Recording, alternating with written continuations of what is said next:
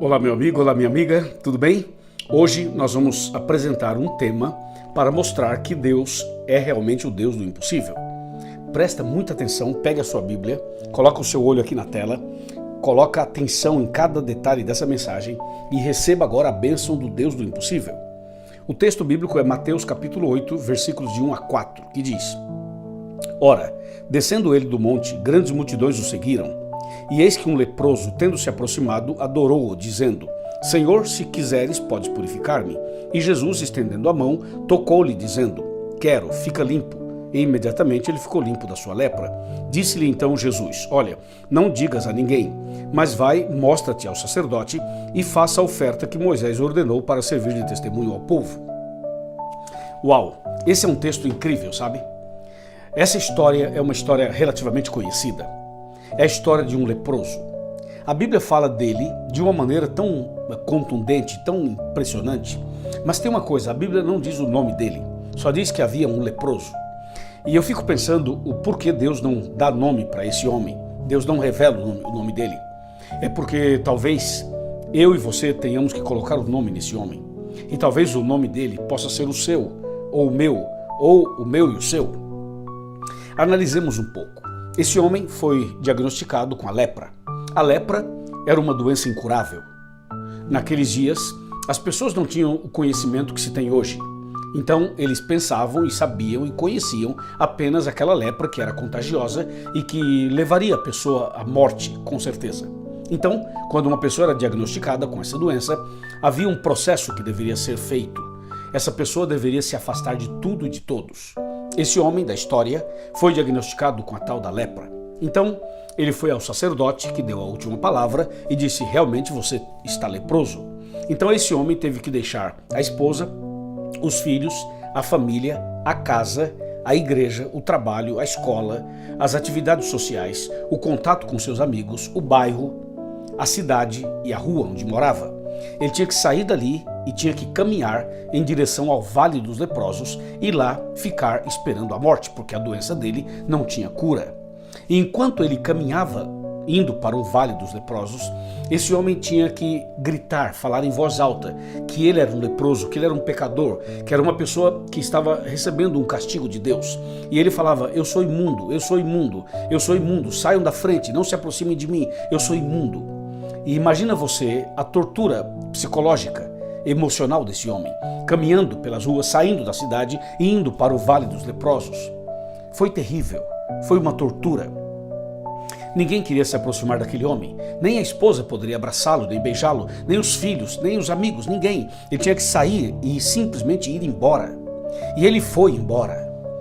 Sabe que a doença é uma coisa terrível. A lepra sempre foi uma doença terrível. E existem outras doenças hoje que são terríveis também. Mas sabe, tem uma coisa importante a dizer a você. Além da doença, existe uma outra coisa terrível. É o efeito psicológico, emocional que a doença causa na vítima. Entendeu? Aquele leproso, por exemplo, além de estar doente, ele tinha uma pressão psicológica que era o fato de separar-se das pessoas que ele amava, das pessoas queridas para ele. E tinha mais, tinha uma outra coisa que para mim é talvez a mais impactante para ele. Sabe por quê? Porque naquele tempo as pessoas achavam que a lepra era um castigo de Deus. Inclusive diziam que era o dedo de Deus, a mão de Deus. Em outras palavras, esse homem leproso era um pecador, era uma pessoa que não merecia o favor de Deus, não merecia as bênçãos de Deus e por isso estava leproso. Então ele tinha que ir embora e tinha que ir para o Vale dos Leprosos esperando a morte. Imagina você o que passa na cabeça de uma pessoa que tem essas informações e que tem essa doença. Ele talvez pensava assim: qual foi a doença, qual foi o pecado que eu cometi para ter essa doença? Qual foi o erro que eu cometi? Qual foi a transgressão que eu fiz? O que eu fiz de errado? Por que Deus não gosta de mim? Por que Deus está me castigando? Você já pensou assim alguma vez? Já pensou assim, por que Deus não gosta de mim? Ou já pensou assim, por que Deus não me responde, não me atende, não me abençoa, não me cura? Por quê? O que eu fiz de errado? Qual foi o pecado que eu cometi? Onde foi que eu errei? Já pensou isso? Talvez eu esteja falando agora para alguém que está pensando exatamente isso. Qual foi o erro que eu cometi? Qual foi o pecado que eu cometi? Por que eu estou passando por essa doença, por esse desemprego, por essa crise, por esse problema?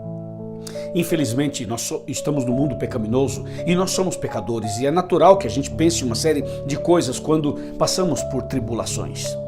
Aquele leproso caminhava pelas ruas indo para o vale e ele pensava assim: qual foi o pecado que eu cometi para Deus me castigar dessa maneira? Deixa eu dizer uma coisa para a senhora e para o senhor também. Deus não é como a gente pensa que ele é, e Deus não age como a gente pensa que ele age. Deus não tem uma lista de castigos para castigar as pessoas quando pecam. Já imaginaram se Deus tivesse uma lista de castigos para aplicar um castigo determinado para cada pecado?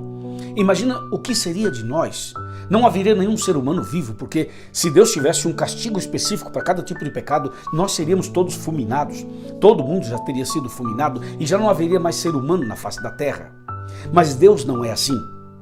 Eu e você sabemos que Deus é justiça, mas Deus também é misericórdia e é graça e é benigno.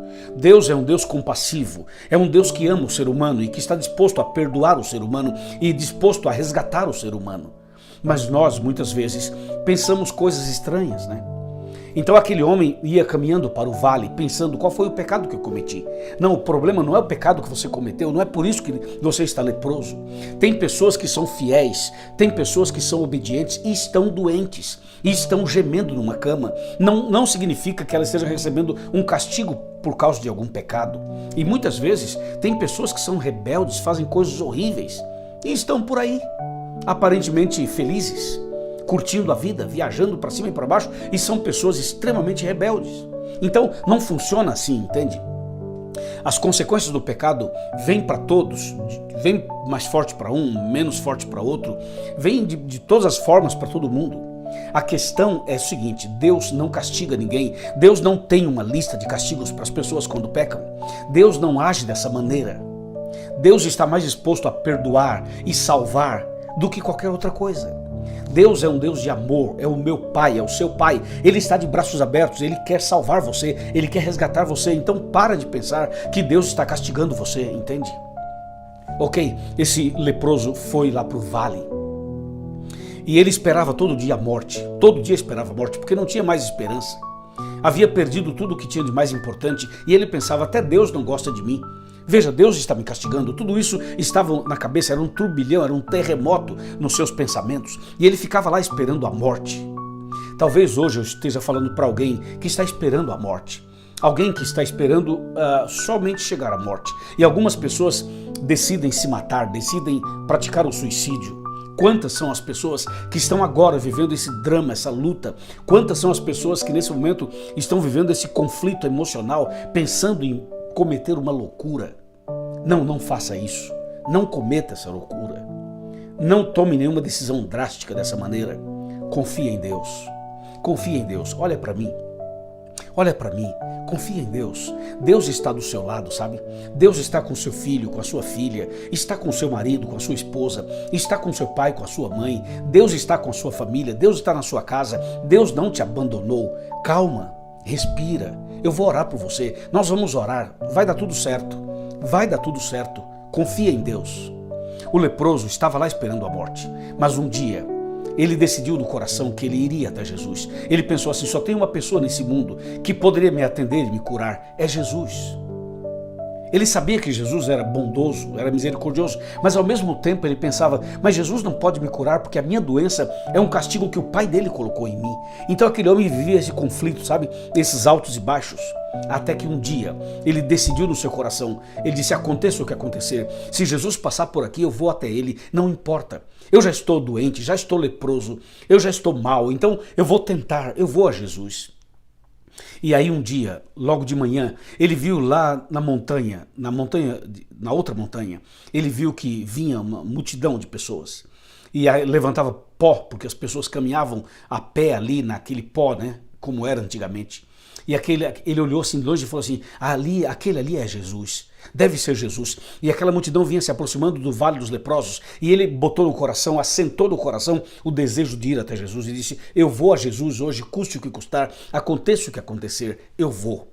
E quando ele viu que era Jesus mesmo, e Jesus estava passando pertinho dele, ele simplesmente fechou os olhos e saiu correndo e se lançou aos pés de Jesus.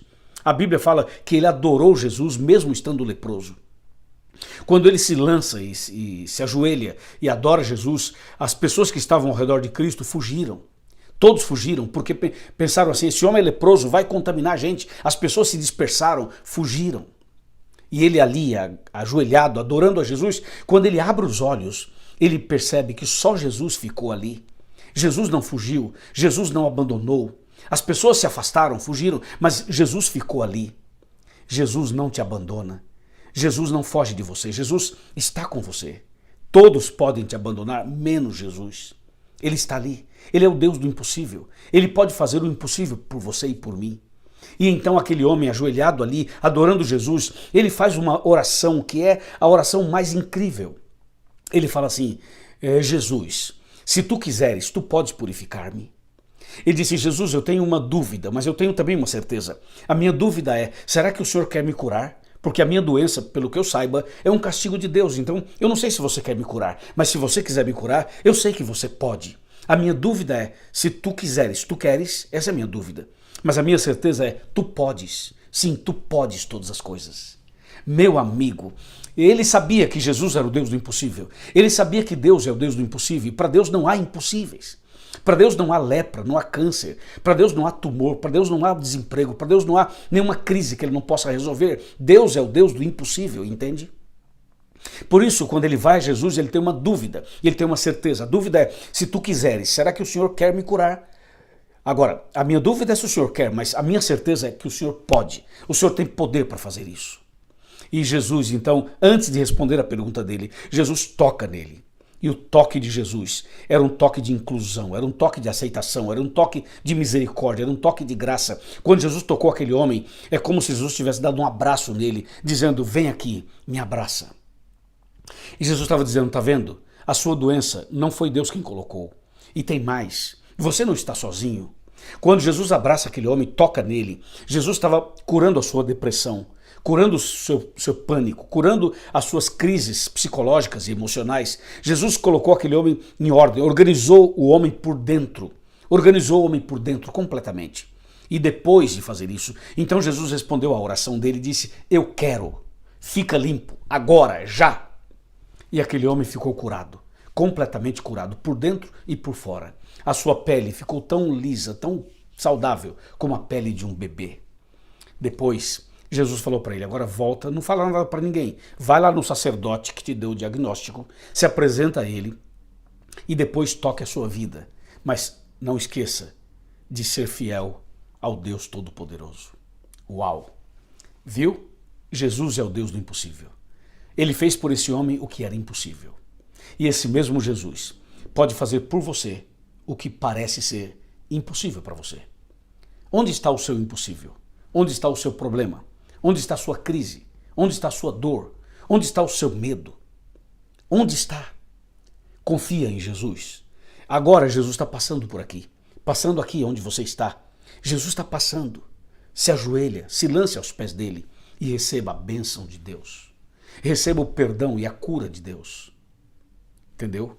Quando Jesus curou aquele leproso, não só curou fisicamente, emocionalmente, espiritualmente, mas esse homem, quando voltou para a cidade, ele também foi abençoado porque Jesus restaurou o casamento dele, a família dele. Ele voltou para a igreja, ele voltou para o trabalho, ele voltou a ter uma vida social, ele voltou às suas relações normais. Ou seja, a cura foi completa. E aí, meu irmão? E aí, minha irmã? Onde está a sua maior necessidade? Qual é o seu impossível? Lembre-se, Deus é o Deus do impossível. E nesse momento, a mão do Todo-Poderoso, aquela mão que tocou o leproso, aquele abraço que Jesus deu naquele homem, vai ser dado em você agora. Receba o toque de Jesus, receba o abraço de Jesus, receba agora o perdão de Jesus. E tenha certeza que Jesus olha para você e diz assim, eu quero perdoar você, eu quero curar você, eu quero purificar você. Sim, eu quero. Eu não somente posso, como eu quero. Fica limpo, agora, já. Receba essa bênção. Amém? Se você recebeu essa bênção, escreva aqui nos comentários e conte as bênçãos que você recebeu e conte também qual é o seu impossível. E nós vamos continuar orando por você. Oremos. Senhor nosso Deus, obrigado pela mensagem de hoje. Realmente o Senhor é o Deus do impossível. Abençoe este homem e esta mulher que está orando comigo. Abençoe também esse jovem, esse adolescente, essa criança, essa pessoa que precisa de um milagre, essa pessoa que precisa da manifestação do Deus do impossível na vida dela. Eu a entrego nas tuas mãos agora, em nome de Jesus. Amém. Amém. Deus te abençoe. Gostou do vídeo? Então compartilha com seus amigos. E também você pode se inscrever em nosso canal e pode fazer aqui os seus comentários e ainda dar aquele seu like dizendo que você curtiu, que você gostou. Procure uma igreja adventista do sétimo dia. Vá até lá, frequente a igreja, estude mais a Bíblia e se prepare para a volta de Jesus. Um abraço, Deus te abençoe e até o próximo tema, com a graça de Deus, o Deus do impossível. Amém.